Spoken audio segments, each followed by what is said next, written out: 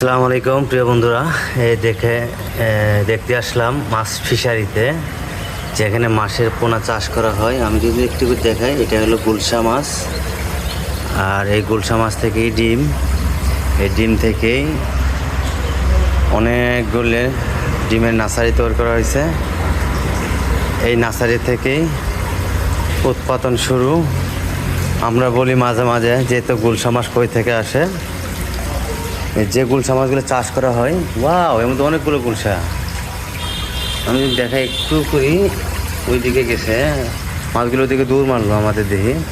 এটার মধ্যে অনেকগুলো মাছ। এই জি জি জি জি জি জি খুব স্পিড, ঠিক আছে। এই হলো সেই মাছের প্রজেক্ট, যে প্রজেক্টে আমরা ঘুরতে আসলাম। এরকম আসলে আমাদেরকে সচরাচর কখনো দেখা হয়নি, এই প্রথমবার আসলাম। একটু করে দেখাই, প্রত্যেকটা মাঝে গুলশা মাছ চাষ করতেছে। আর এখানে আসি মোটামুটি অনেক ভালো লাগলো। দেখুন জায়গা মামা, এটা জাগির না,